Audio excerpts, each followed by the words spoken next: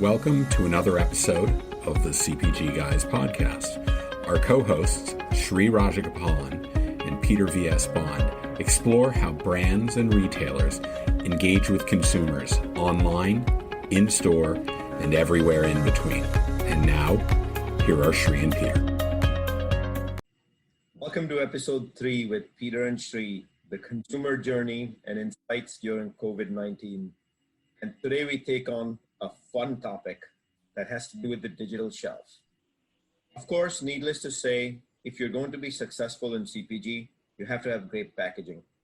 And these days, all browsing, searching for products has all turned to online on different retail platforms. And how consumers find your product is by looking at your product online, which is AKA the digital shelf. And today, Peter is here to, of course, give us details of what is the digital shelf, is it important for us, and how you can craft the perfect digital shelf. Our general advice to all of you post-COVID, e-commerce is definitely going to end up with a higher penetration than it ever has. You do need to think of the digital shelf as profound as packaging. So let's get this actually started. And my first question for Peter is actually a straightforward one. A lot of people, especially executives, are probably asking, Peter, what does it mean when we say the digital shelf? Like, what is it actually? Sri, thanks, and good morning. It's always fun to get back together with you. I know we've talked about this. It's the favorite part of our week. And this topic in particular is something that's relevant to both of us. So let's start off. First and foremost, you kind of explain what the digital shelf is. That is typically the storefront where e-commerce in particular occurs on a retailer or even a brand site. Specifically, the product page is really the section of that site that is solely dedicated to a single product or a base product with variants. And variants are, for example, the size or the color of a product. This will typically be reflected in apparel categories and apparel retailers. It doesn't make a lot of sense to have a single product page for each and every color and size variant. That is much too much for a consumer to try and navigate. So creating a page where a consumer can configure the base product to the color and size that they want is much more efficient. I should also mention that in the industry, we typically refer to this page as, in its full term, as the product display page, or the PDP for short. And I should also note that there may or may not be e-commerce. In a retailer case, there certainly is, but in brands, particularly around categories that they can't ship products, so think perishables like dairy or frozen, in those particular cases, they are product display pages, they are part of the digital shelf, but they may not be doing e-commerce on them. I experienced this in my recent employment. Of course, now I'm the co-founder of ZenFuel, a natural supplements brand, but in my past experience in the color cosmetics category, it couldn't be more profound, where we had close to 20-25 different shades. Yeah. A lipstick or an eyeshadow or a mascara. So yeah, pretty clear digital shelf. So it's a key word, folks. Pay attention. That immediately leaves me, Peter, to of course ask the question on decomposing the digital shelf. So what are like the different components of a digital shelf? And then what would you recommend as best practices for these different components? Like, how does one win? Well, here's what I tell you. The digital shelf's product page is all about content. And the goal here is to provide the consumer with all the content necessary to accelerate the path to purchase. And necessary is critical. You may not want to provide them all the enormous amounts of content that are possible. You don't want to confuse them. You want to provide what your research tells you is what they need to know. So how do you structure the page? It's kind of a throwback to the old newspaper days, but typically when you talk to people in the industry, they refer to the product page and the sections of it as above the fold and below the fold. So what's above the fold? When you open a product page, what is displayed on your device is what we would refer to as above the fold. There's no configuration or scrolling necessary. It's what shows up. And that's why you also have to consider, of course, what type of device your consumers are typically using. Increasingly, mobile first is the strategy. People are using mobile devices to view it, and so you need to make sure what appears above the fold is mobile friendly. And so then the types of content that you're going to include above the fold are some critical elements. First and foremost, you better have an image of the product. If you don't have an image of the product, you are going to lose their attention. You need a good description of the product. That's pretty critical. Other things you're going to need, the unit of measure so that they understand what size, particularly if they don't have variants on the page.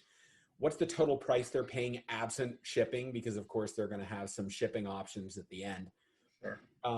You want to know, you'd like to have a snippet around UGC, user generated content. So at a minimum, the average star rating and the number of reviews, that builds enough trust. You probably also want badging, and badging is really referring to things like it's a top selling item, it's a top rated item, it's an item that's on sale. That's really what you need at the top of the page. And these badges are all earned, correct? Ideally, they're earned. Yeah. The consumer, if they aren't earned, the consumer will understand that and discount the value. So if it's badged as featured or on sale, that's not necessarily an earned badge. It's one that it's a promotional badge. It's not necessarily about the quality or the sales rate of the product. And then you have to think about below the fold. That's kind of where everything else goes. So when you think about things like a more detailed product description, the directions on how to use it, if it's an ingestible product and there are any warnings you have to be concerned about, the specification, the size, these are all kinds of things that belong below the fold as well. The ingredients of the product. I would also say that health lifestyles, depending upon what type of retailer you are, lifestyle badging could appear above the fold. So if you're a natural food retailer, badging the fact that the product is gluten-free or non-GMO or fair trade may well belong above the fold. But if you don't have that kind of room and you're a more multi-department retailer, putting it below the fold is fine. But it's important to consumers, and you want to include that information as well. So Peter, when you discuss these different components, I am tempted to focus on each of these components a little bit, but the one that comes to my mind as most profound, when brand marketers create innovation and they create packaging, they obsess over the packaging and the brand's value, mission, efficacy that's communicated on the packaging. In a digital environment, images, I'm guessing, are the best way for you to be able to communicate those. So what are the roles of product images? Like, where should they be placed, and how do they actually work its way to the website? And is it like the most important component? Sure. So the image section above the fold is without question the single most important part of the product page. In the absence of a consumer actually being able to physically hold a product, kind of the way you described it, Shri, to read the back panel, understand the weight of the product, the relative size of the product, they can't do that in a digital world. And so this is where the image section at the top of the page becomes essential to the acceleration of the path to purchase. The Baymard Institute, which is typically considered to be the gold standard of market research around digital product pages and attitudinal studies, tells us that this is the first place that consumers go on a product page when they're not at all familiar with the product. They're going to go through there and they're looking first and foremost at the hero image. And ideally, the product page has an image carousel at the top so that you can get alternate images beyond just the hero. The hero shot is clearly going to be the front face of the product or a slightly angled version of the product, but it has to be a good representation of the product. Alternate images can be different angles. They can be showing the product in use. They can also be text and visual images like directions. Maybe it's the nutritional panel, but all of that is critically important. Our research shows that you need at least 3 to 5 images in this for it to be considered valuable to the consumer. Short of, if you just have a single image, that may not be enough for the consumer to make an educated purchase decision. So thinking about how you manage that content is critically important. I mean, sure, you came from the cosmetic space. I'm sure you can talk about, in particular, the use of imagery for applying makeup on faces and things like that. So it makes a lot of sense. One great idea that where I work, and as everyone knows, if you've watched this podcast, I work for a customer feedback company, is taking some of that feedback and highlighting it in an image that appears in the carousel. Sure, you may have a ratings and review section, but a lot of retail sites don't. And so taking a verbatim, putting the 5-star rating, building it into an image and putting it in the image carousel is a great way to start injecting authenticity even into places where ratings and reviews don't exist. You're already spending money on collecting that yourself. Why not do something like that? I will say this, I'm always amazed, particularly when I go through e-grocery retailers, how many products don't have images. They're typically direct store delivery or private label items. People will ignore that product if you don't have an image. So at a minimum, have a hero image. Now, there are some retailers that, due to probably legacy limitations, haven't moved to an image carousel yet. If you're a brand and you're faced with that kind of a retail situation, do your best to make the most of that single hero image. Maybe it's the hero image and it's got, if like in an example of beer, it's got the size of the pack associated with it. So you may want to include some other verbiage on the hero image, but it should be a fairly clean image with a couple of additional pieces of content associated with it. I feel mostly CPG is largely, while I don't want to use the words ignored, I think that's the outcome of the actions. You know, the obsession over physical packaging hasn't yet moved over to the digital images. However, I think, unfortunately, this pandemic is going to force a lot of people to, and I see a welcome change in the CPG industry towards focusing on the digital stuff, and in particular, the images.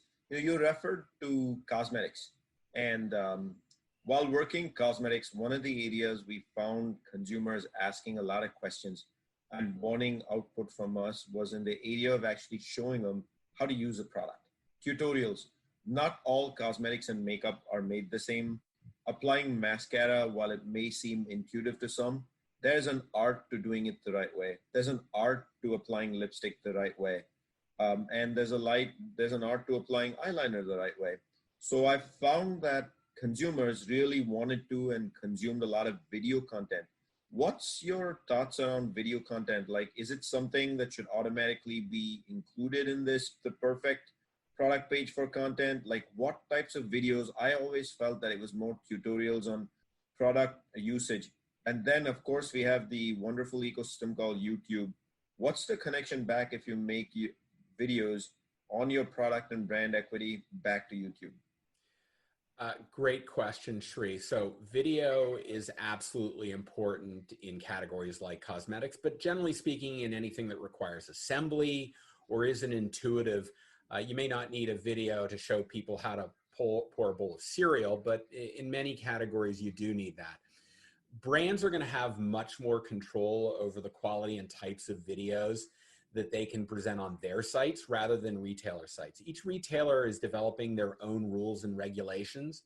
Generally speaking, they want video, but they want video to reside on their site. They don't want the ability of the consumer to click on a video that transports them to a site like YouTube, because it conflicts with the flow of the purchase system. If you take them off the site, their ability to get back to the site is severely restricted, and that disrupts the path to purchase. So making sure that the content is there, but that it's compliant with each retailer's requirement is critical. That's why most big brands use a content facilitator. Companies like Syndigo's Web Collage or Salsify, they're in charge of essentially managing all of the content library that brands have developed, understand all the retailers of where that content is looking to go to, and understanding how to make sure that when they deliver that content to the retailer, it is compliant with that retailer's requirements.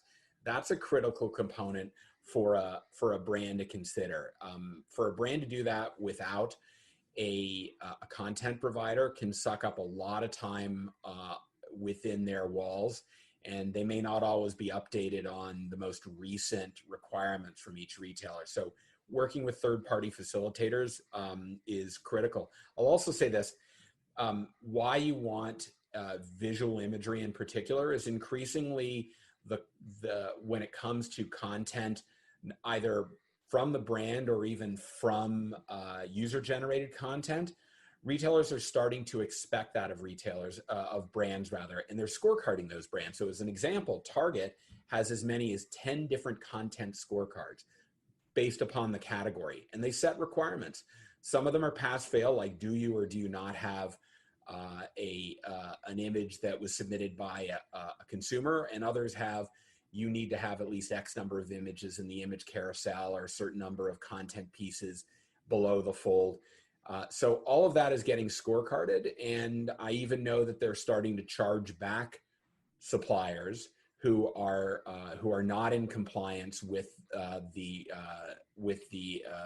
requirements that they've established for contribution. Retailers want their sites to be as comprehensive as possible for someone to make a purchase decision, and they can't generate that content about the brand themselves, so they have to rely on their brand partners to be able to deliver it. Yeah, I think generally you and I would advocate very strongly, always try to flex up and use third-party services where available. You don't have to do it all. Yep. So Peter, I'm tempted to ask, as we discuss images and we discuss, how variations of images can be, a very important section that I think we need to cover after images are browsed and after videos are seen is the all-important buy box, or the buy section. I think of this as it's important not just to manufacturers that make product, retailers that actually transact the product to a consumer, but equally important for a consumer, because one of the biggest frustrations that they have in the transactional buying experience is it's not easy, sometimes takes too long, etc. So could you talk a little bit about the buy section of any product detail page, its importance, and what should those that actually sell product be focused on in the buy section, which I also love to call the buy box? Yeah, Shri. So the buy section is essentially the part of the page which is the call to action for them to add the product to their cart. So it is really a critical component, and it should be fairly different and quite pronounced on the page. Yeah, you've built all this wonderful content, but if they don't know how to easily add that product to their cart, then you've kind of missed the point of why you've created the product page. So it should be a limited amount of information that is available to them in this section. You want to try and minimize it so that they really understand that other than probably the price and any discounts, this is where you just have that big pronounced button that says click and add this product to the basket. It is the final call to action. So don't try to confuse the consumer too much with information. If you over supply information in the UX, studies we've seen show that it will confuse consumers, and it will in effect discourage them from clicking and adding that product to their basket. The one thing you would want to make sure you have in there is if the item is out of stock or it's going to be delayed for delivery, make sure you clearly pronounce in this section that this product will be available on such and such date or will be shipped to arrive on such and such date.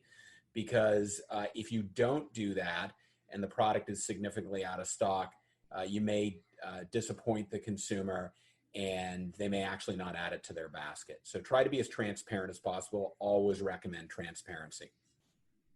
So you just mentioned shipping and the importance of mentioning the shipping journey and the transparency around when they will receive the product.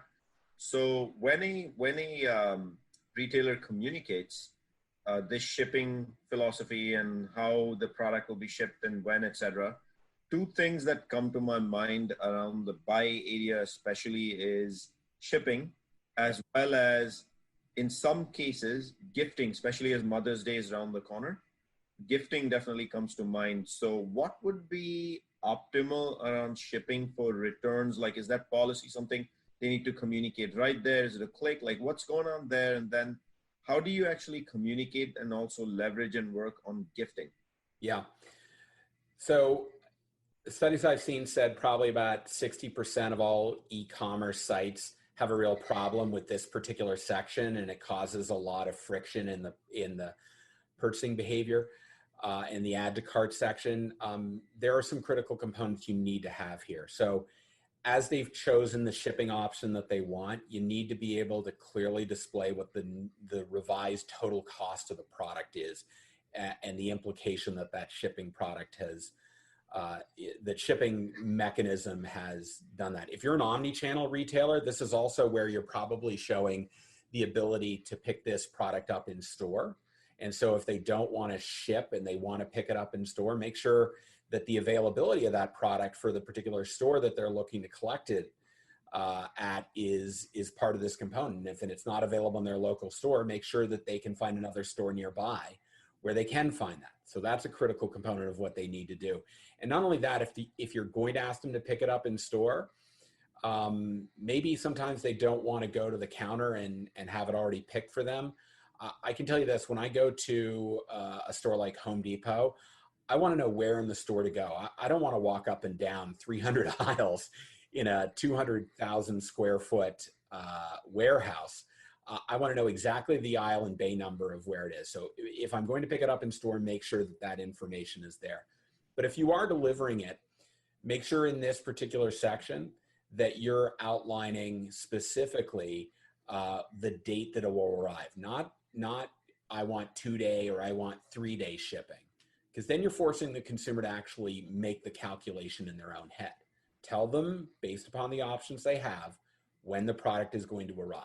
That will allow them to address the relative urgency of those items. If I'm going to a wedding and I need to have that particular tie at my house before I leave for the wedding, then that's how I'm thinking about it. So make sure you address the date particularly.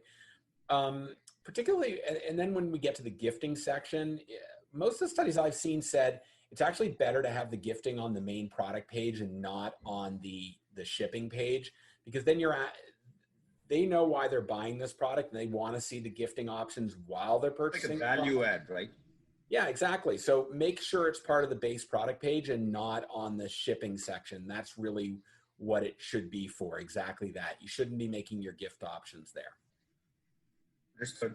So moving on to other sections of the perfect product page here in this episode. Of course, we talked product variations earlier. So I'm going to move to important thing you said right up front in question 1, which is what is a digital shelf? You talked about descriptions for products. I got to imagine the way a description for a product is written and what it communicates is a game changer for the brand and for the retailer in terms of a consumer being able to find it, which of course leads me to ask, is there a tie to SEO in general? And the second part is finding and then convincing the consumer that it is the right product for them. So what's the role of product descriptions, aka titles of products, and how does it fit into this ecosystem of the perfect product page? So I'm going to go back to some more research, and I love referencing the Baymard Institute study because they were the best at this.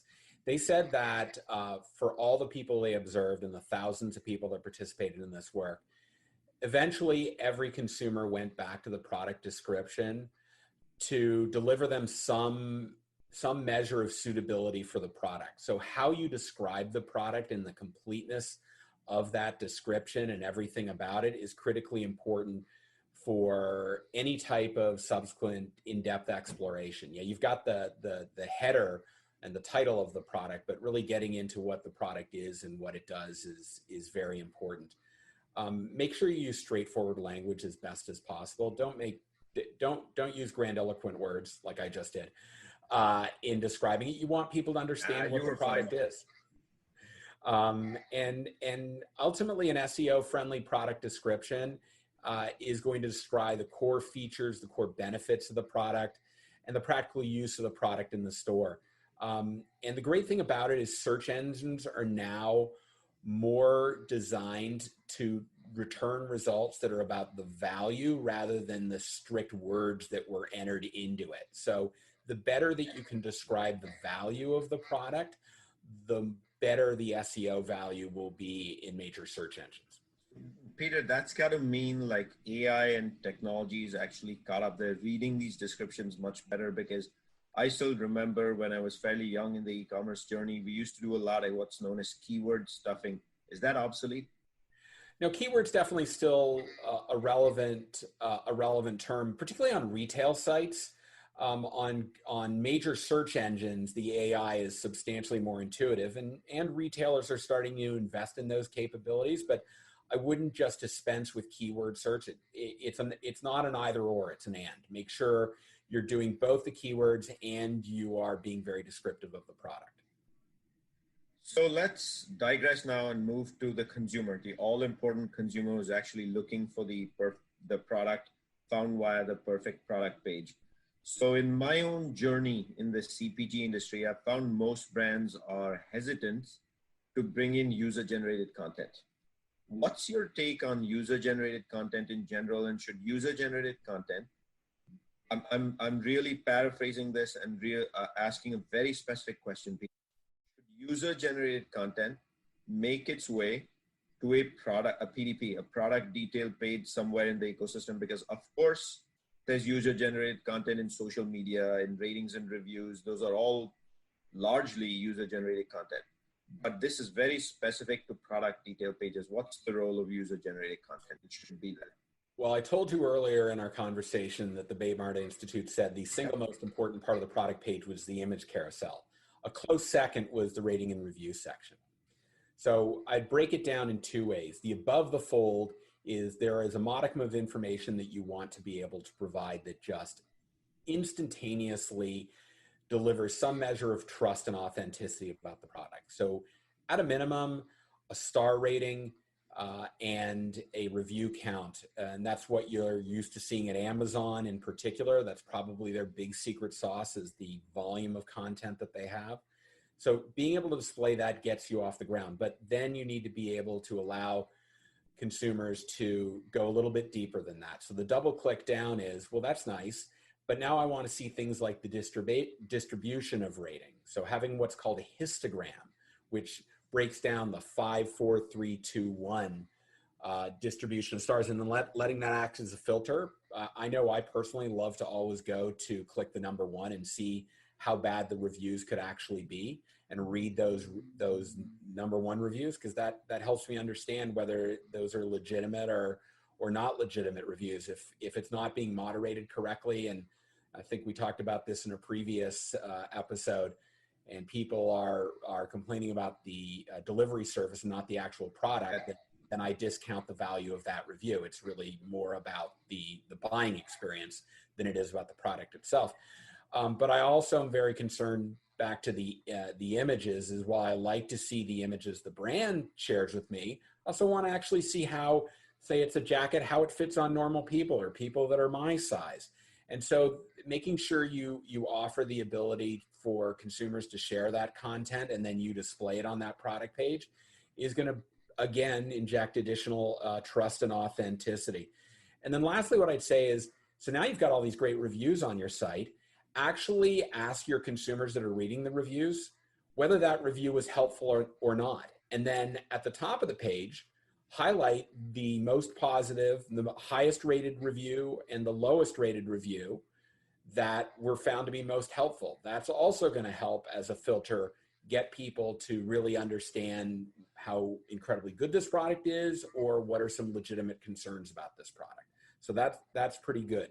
And then the last thing I'd say about it is how you got to the product display page is critically important. You probably came to it through the product listing page. If you're not displaying the rating and review snippet on the product listing page, you're doing yourself a major disservice, because they may not actually click to look at the product display page. and learn a lot more about that product. So Peter, you just referred to the listing page. And my last question for today is a straightforward one. What is this listing page? And is it important? Is it for every single brand, every single PDP, every single category? Is there an area where this is specific? But just please decompose the listing page for us. So the listing page, I'll say that in the space where I come from, groceries, it is, in my estimation, the most important part of the digital shelf. And the reason for that is 50 to 75% of all basket ads on e-grocery sites occur from the listing page rather than the product page. So what is the listing page?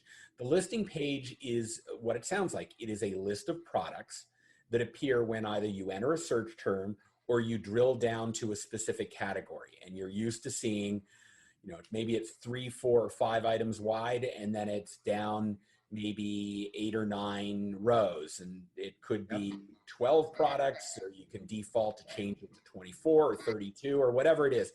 Each site has its different, but basically what it's doing is it's showing you a modicum of information. It's typically a hero image. It's a brief description of what the product is, the unit of measure, and badging, like is it on sale? Is it a top rated? Is it a top reviewed item? And then ideally the star rating and the number of reviews. Those are the critical components of the listing page. Now in groceries, a lot of people add that. In more high value items, consumers that people aren't buying very frequently, they're going to want to go to the product display page. But if your product doesn't have that content, then an image in particular, nobody's going to click on it and go to the product display page where you have a chance to sell them that product. So all of those are critical components of what you want. And if you want consumers to be inclined to add the product right from the listing page, all of those attributes that I mentioned are very important. Well, thank you, Peter. I think this has been very insightful on what makes for an amazing product detail page, a PDP or a content page. So we talked about, of course, the buy section profound for the consumer, as well as the seller of record and the manufacturer. We talked about images, and even within that, the hero images. We talked about product descriptions. We talked about the profound importance of having actual shipping information right up on a product detail page, as well as gifting options, which tend to be quite common these days. So thank you, Peter, for your views on the overall product detail page. We will be back soon with another episode very shortly. Do follow us, and you can find us, how to follow us right here below. And we look forward to chatting more with you and bringing you more consumer-specific insights on CPG and e-commerce in general. Thank you. Thanks, everybody. Appreciate you joining us. And we have fun doing this. We hope you learn a lot. And we'll be back very shortly with another episode. The content in this podcast episode is provided for general informational purposes only.